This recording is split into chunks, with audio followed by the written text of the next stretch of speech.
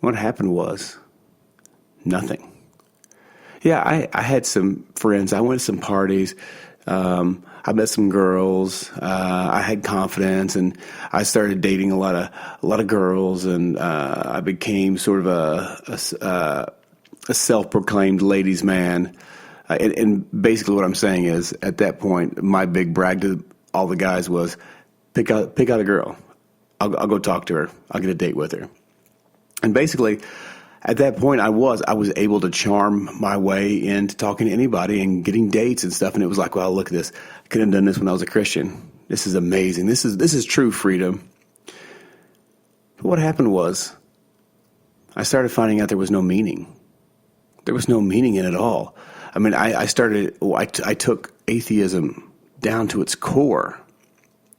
And what I found at its core, I took it to its very end. And what I found was nihilism. Nihilism means, it's just, there's no meaning, there's no nothing, and at the end we just die and we're gone. That's it. There's nothing. It's all annihilated.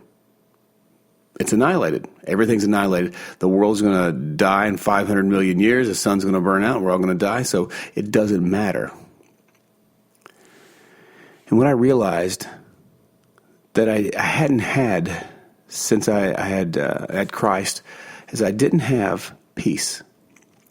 I didn't have peace in my soul. I did not have peace in my soul. And even though when I was a Christian growing up, I had questions and I had doubts and I had fears and I had things that didn't go my way and I had some rough times. God had been speaking to me since I was a small child. I was praying to him when I was 3 and 4 years old, and I didn't even know who he was. I just know this person's talking to me, and I'm getting information from him, and this is amazing. And it wasn't until I got older I realized who I was talking to, because my family was not Christian when I was until I was 11 years old. My parents were party, beer drinking, foul mouthed people. They were rough cut, blue collar people. They were rough.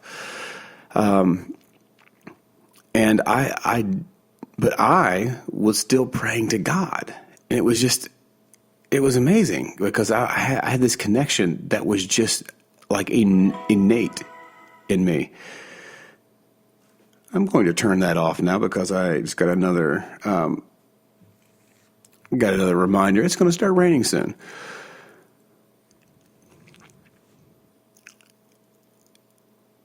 So I had this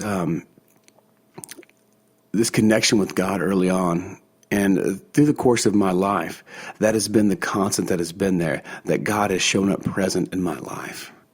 So after a few years of being an atheist, and full-fledged, and to the point where a buddy of mine said something to the effect of, "You're really trying to mess over God right now," because I was just so angry, and I was like, "No, God messed me over. It's God's fault. God messed me over," and that really went to the core of it.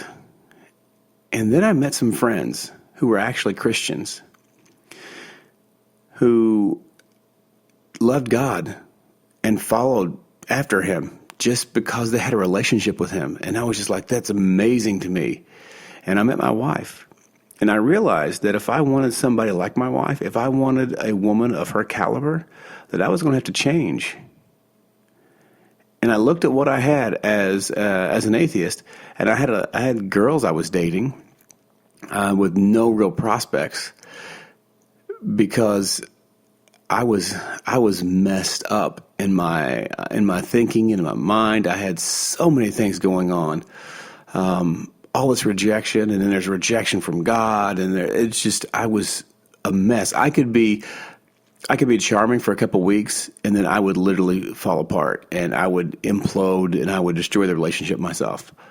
It was amazing. I told my wife the first time I met her, I was like, if you want to get married, you just date me for about 6 months, and then you'll get married. Because I had 7 girls that I dated, and each girl married the very next guy after me. I was like the warm-up guy for them, which did not do a lot for my confidence, I can tell you that. I was like, oh, I can date the girl, I just can't marry the girl. Well, this sucks. So when I met her, I just realized that's what I had to do. And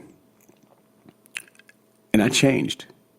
Not simply for a girl, but because when I was with her and I was with her friends, I felt that again.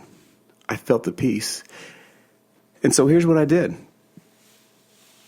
I said, there are some questions that I can't answer. There are some things I may not completely understand. But of all the world religions that I've looked at, everything that I've looked at and I've studied over the last 2 years and then for the most of my life, the only thing that makes any sense to me, the only thing that actually gives me peace and that actually makes me feel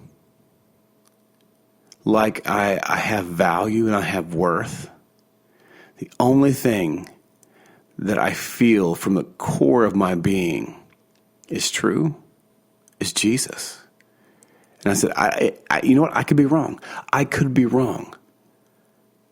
But there's nothing else that compares to it. Nothing else that compares to it. So I said, you know what? Give me Jesus. I'm going back to Jesus. Give me Jesus.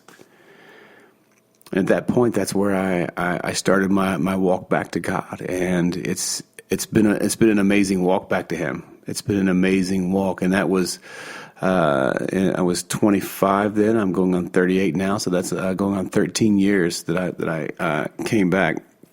And I didn't start studying apologetics until a couple of years ago, about 4 or 5 years ago.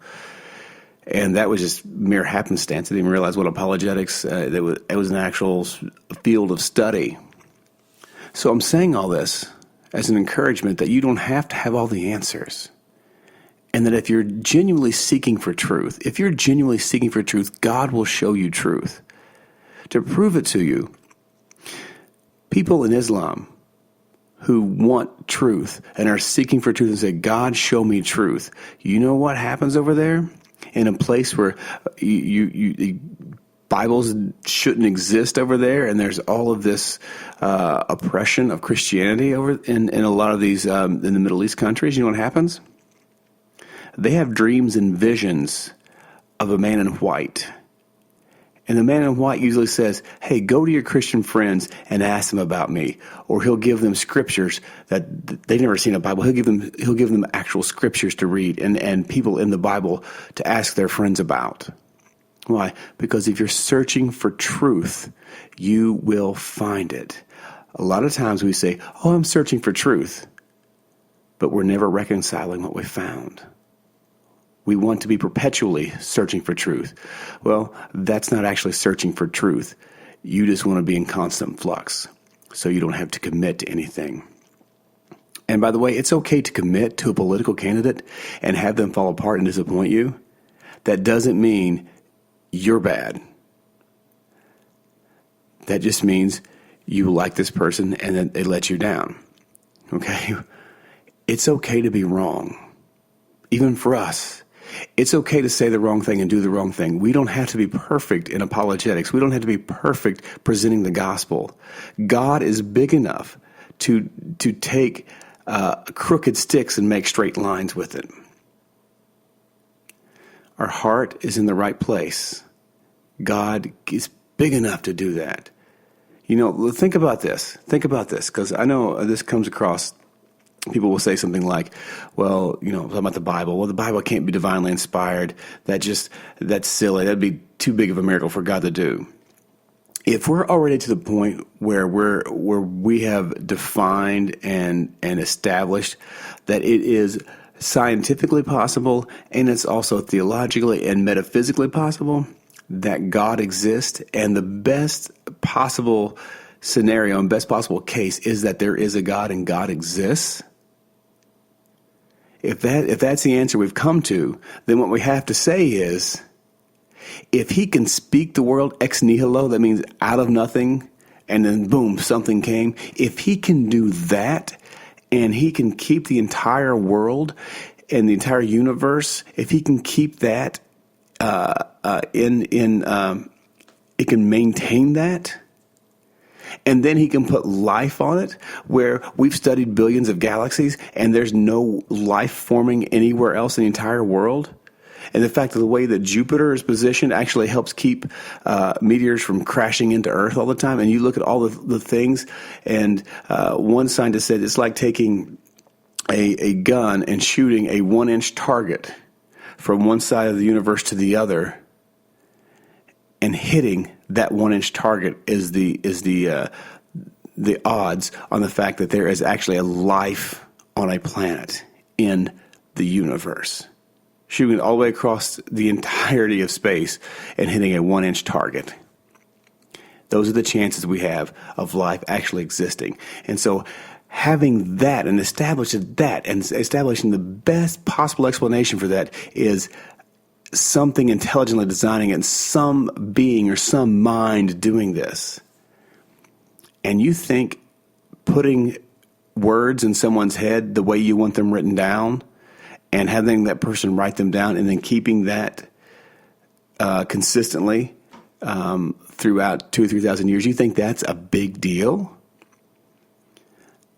You're standing on the bigger deal. If he can do everything else, that's small potatoes for him. So we don't have to be afraid. We don't have to be fearful. We don't have to be afraid of being wrong. We don't have to be afraid of picking the wrong candidate. What we have to be afraid of is doing nothing, of not engaging and keeping our mouth shut and allowing the world to intimidate us.